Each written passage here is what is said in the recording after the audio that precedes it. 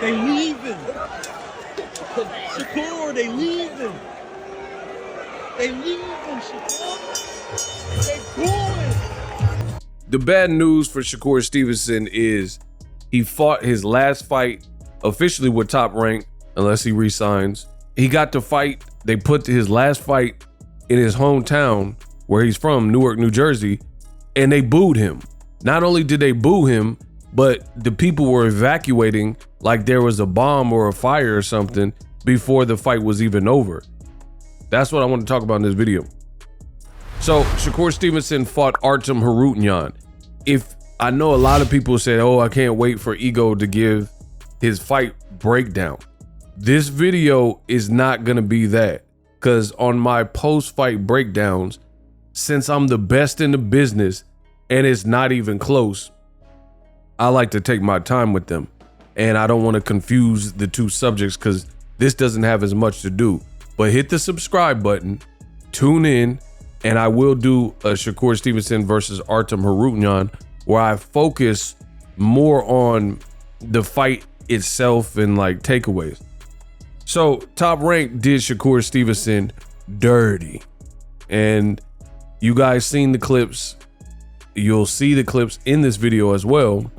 But there was a point in this fight, because I have ESPN Plus and watched the fight. There was a point where the ESPN cameras, Top Rank cameras, they showed people exiting Shakur Stevenson's fight prematurely. I don't think y'all heard me, man. They showed B-roll footage of people in the crowd in groups leaving Shakur Stevenson's fight. Like, I've covered a lot of boxing, and I don't ever recall anybody, any platform, any network, any promotion doing that, where the focus is like people walking to the concessions or leaving or anything like that. Like, just think about that. If you're a boxing telecast, you want to make it look popping as possible. So you're going to dim parts of the crowd if sections are blocked off or unsold, right? You're going to have the camera not focused where there's gaping holes in the audience. And you're going to make your event try to look as lit as possible, I would imagine. Oh no, not for Shakur Stevenson and Top Rank. What they did is literally the opposite. They showed the crowd leaving.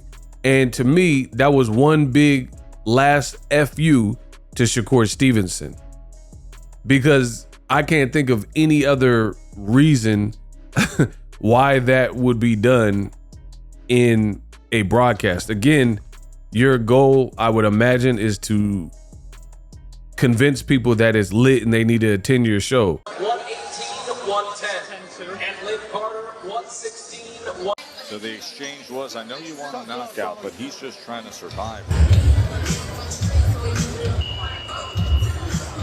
Andre Berto, former champion, says, why Top Rank show the people in the arena leaving? Shaking my head. They nasty for that. LOL. It's Shakur's last fight with them, so I believe they are being petty, showing they don't mind letting him go. And it's exactly that. I agree with Berto 1000%. This was one last big FU because Shakur is now entering free agency, and there's a strong likelihood, as I've said before, that he may not return to Top Rank. Because why would he? He's kind of been taking shots at Top Rank. In fact, there's a quote that says, I feel as though Top Rank, they promoted me well until my contract was about to be up. That's what Stevenson told the ESPN. And that's when things kind of drifted and changed. So to me, that doesn't really sound all that promising that he'll return to Top Rank, especially with them doing something like that and showing the crowd leaving. But it is what it is. Shakur Stevenson, he partly has himself to blame.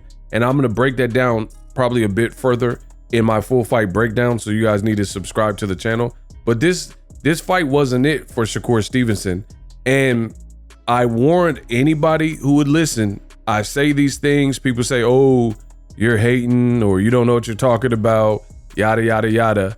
And the videos are up. That's why I love what I do. I love my job because you guys could deny it and say all this, but then when it happens, then you look stupid and I look great. The best in the business, and it's not even close. I told you before this fight happened that this was kind of a weird fight for Shakur Stevenson for multitudes of reasons, but namely because Shakur Stevenson was going against the machine. The machine is your promoter. So since you were still tethered to them for this final fight and you were bad-mouthing them, then I don't look for them to do you any favors and or be partial to you or show you any type of love, especially if you may leave and go and be a free agent, sign to Eddie Hearn, sign to PBC or whatever Shakur's next move is. They don't, in fair play to Top Rank, they don't owe Shakur anything. Business is business. And if you're not going to be signed to them and you're not going to re-sign because there's a report out that says Shakur was offered $3 million a fight for 5 fights. So a total like a $15 million contract, and Shakur Stevenson declined it allegedly to pursue free agency. So to me, it sounds like he wants to explore his options, or maybe behind the scenes, he knew he had to just complete this fight and maybe he has something already lined up. But at the end of the day, business is business. It's always business. It's never nothing personal. So Shakur Stevenson, this is who you signed with. This is how they treat you on the way out. It is what it is. It's a business. They don't, if you're not going to be part of their roster, they probably don't care. And I told you that Shakur, he had to have known, because I put it out on wax. It's something easy to see. You're going against the machine. You're saying Bob don't run his own company. You're saying that heck yeah, like, and he didn't say heck, but he said HE double hockey stick. Heck yeah, I'm about to explore free agency and I'm taking all offers. You were too public and you were almost bragging about it, and you still owed him this last fight. So for me, I think that's why Top Rank showed and ESPN deliberately showed the crowd leaving. But now we got to talk about it because it was something that's been seen. I mean, you could say they did him dirty or whatever, but the fight wasn't scintillating again. So Shakur Stevenson, I told you, he's putting pressure on his own self and then performing. And he won the fight and he won every round virtually, but I don't know what it is. There's something that's just not all the way connecting. And I think Shakur Stevenson is a good fighter, but he truly gets himself in hot water and basically scrutinized so much more because he's a social media baby. He's part of this Gen Z, and they can't stay away from TikTok and streaming and on Rumble and YouTube and X and Instagram lives and stuff. This generation got it bad, Usher. You got it bad. And Shakur really set himself up. He said, my last fight, I wasn't healthy. And then now you're supposed to be healthy. And it's the same outcome, right? But even throughout the fight, Shakur Stevenson was like, I'm going to stop him. I'm going to stop him. And then as the fight progressed, Shakur Stevenson switched it all up. And he was like, man, this guy just keep running. This guy's running. Man, I don't know if I know you want me to get to stoppage. To me, that sounded pretty pathetic. He's talking to his grandfather and you see the tempo change. That was a bad look, people. That was a bad look because you have a person who sounds like they are so affected by the criticism to the point of insecurity, and you got to just be who you are. I've always said that on my channel. Be who you are. If you're a boring fighter, then you got to embrace it. You know what I mean? Like me, I'm tall, and whatever else I got going on, I just got to live with that. I got the voice I got. I come from the family I have. I'm the height I am. You know what I mean? I got big feet. Like, you just got to live with who God made you. And Shakur, instead of just doing that, I think he puts a lot of this pressure on himself because he's literally throughout the fight, he was talking about how he's going to get the stoppage. And man, I bet you I stop him. There was a point in the fight where you guys can correct me in the comment section if I'm wrong, but you know, Boxing Ego don't be wrong like that. So there was a point where I'm pretty sure Shakur Stevenson said something to the effect of, I'm gonna retire if I don't stop this dude. And then later you're carrying on and complaining that he's running. But then after you said, oh man, he's in survival mode, he was still throwing punches. He couldn't, the thing is, Artem Harutyunyan, he really couldn't connect for whatever reason. I mean, he's a guy coming off a loss. His biggest fight to this date was Frank Martin, and he was trying to have success, but Shakur's defense was pretty on point, and you know, he's controlled the range pretty well. But offensively, it's like something's missing. Even when Shakur is ripping shots, the tempo is just like ooh. There's no like consistent blunt force trauma, and it makes like, do you remember being a kid and then your adult teeth were coming in, so you had to lose your baby teeth, and then the baby tooth is like hanging on by a thread, and then the kids, sometimes kids would be afraid to put that dental floss around their tooth and then close the door and yank the tooth out. So they got this tooth like is literally about to fall and almost like to the point of decay, and they don't want to wiggle it out, or they don't want to put the old dental floss trick. So they just let this tooth just sit in there, and they're trying to have it fall out naturally. It is like just gangster leaning, and it's barely hanging on by a thread, when you can really, at this point, you'd be able to pop the tooth out pretty easily and it's not going to be painful. But because of in the child's mind, maybe they think it's going to be a painful process, they'd rather just let the tooth just sit there. But you're not going to graduate to an adult with these baby teeth. And I said that to say that's what Shakur Stevenson's style reminds me of. It's like he can't put these guys away. And it's not just about being a one punch, one hitter, quitter, knockout person, because we know that's God given. Not everyone has that type of power. But I've seen guys that don't necessarily have the most power, but they still know how to fight in a way that is very exciting. Like even Devin Haney. Devin Haney, his style of fight, he's putting on entertaining fights, win, lose, or draw, and he has minimal power. Or a guy like Kenneth Sims. He was in a shootout fight, like Abu Kakarov or whatever the dude's name was. That was a great fight to watch. But for Shakur, it's just very weird.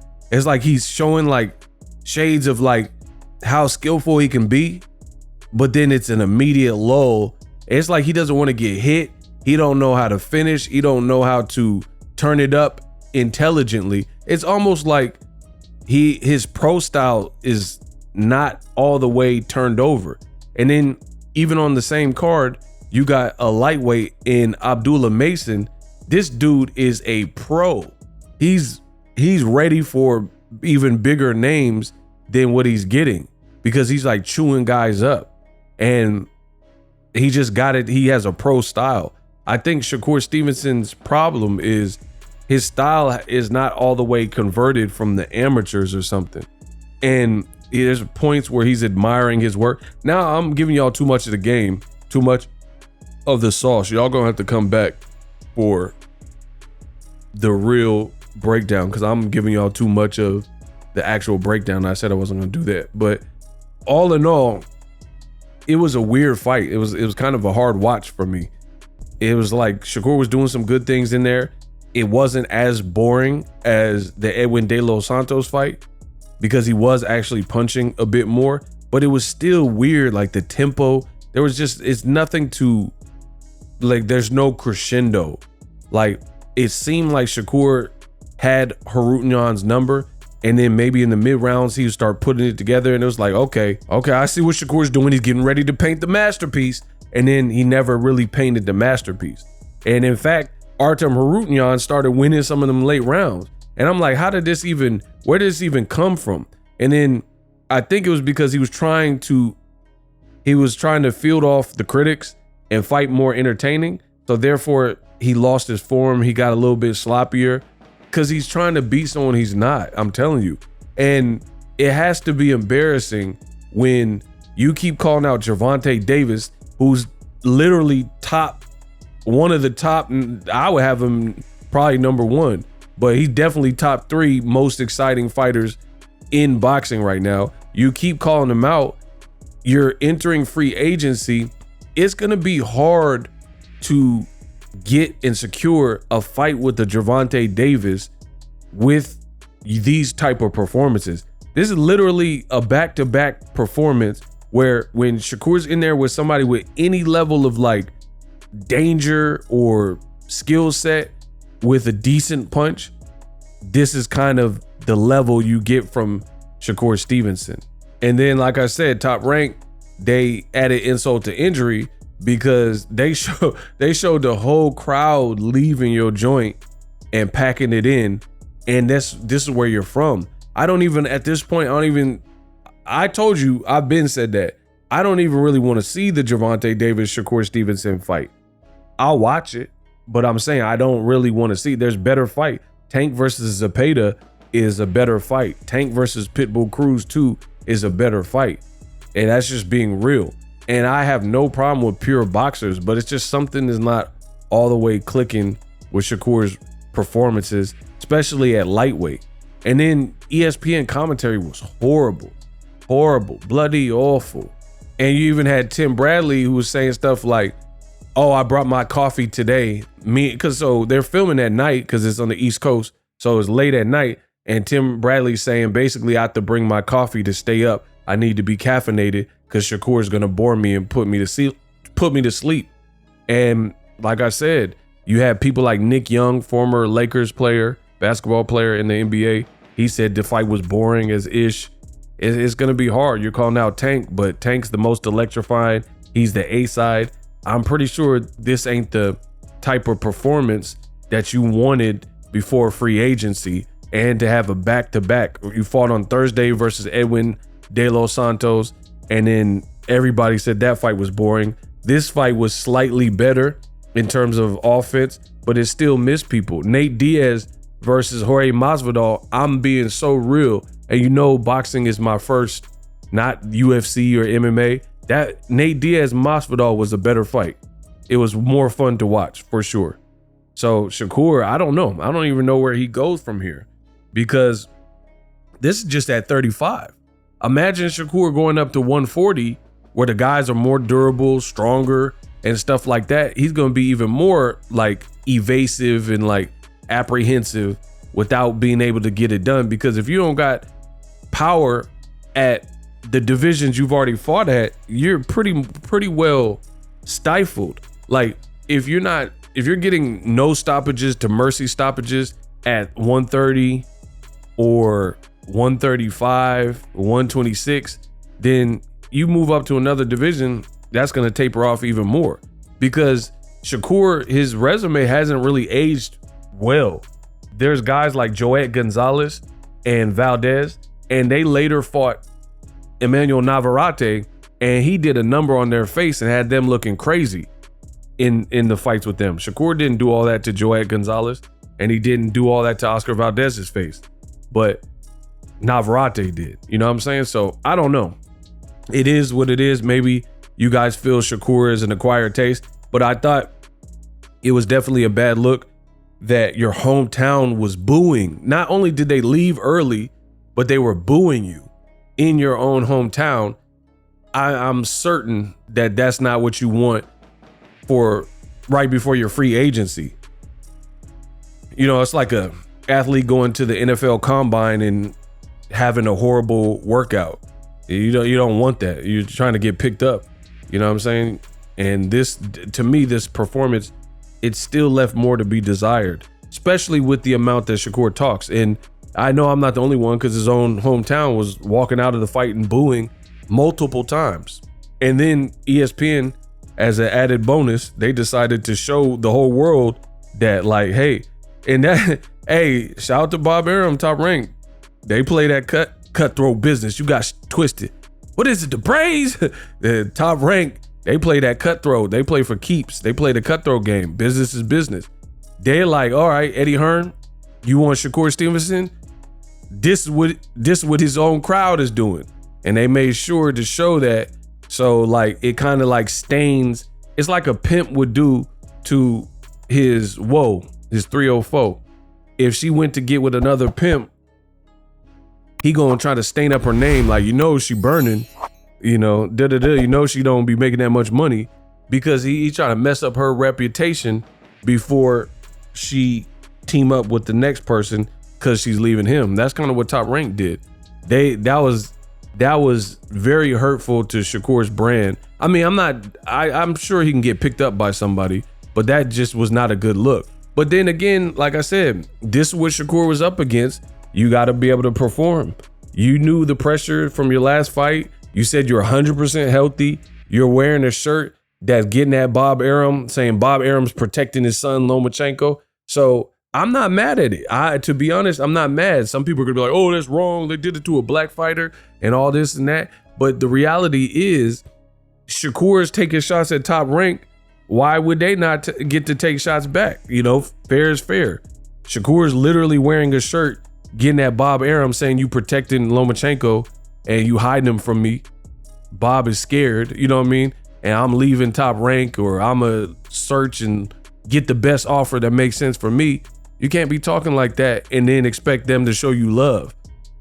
So I don't know. It is what it is. I don't even know where Shakur, what even happens next. You guys let me know what you think of it. I'll definitely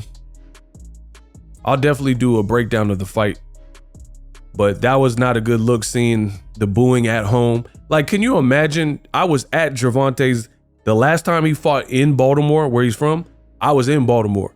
I went to that Gervonta versus Ricardo Nunes. Can you imagine Gervonta Davis, his crowd, like his people, Baltimore people, in the crowd booing him? It would have been dumb, because there was literally no reason to, because he knocked the dude's head and the dude's looking into the rafter. But again, Shakur, he creates a lot of these issues because he talks. He keeps talking on social media. He literally was talking throughout the fight, saying how he's going to get the stoppage, and then he didn't. Now you see the boos. Now you see people growing restless. Now you see people leaving prematurely. And again, Top Rank ESPN made sure that they showed that stuff. So it is what it is.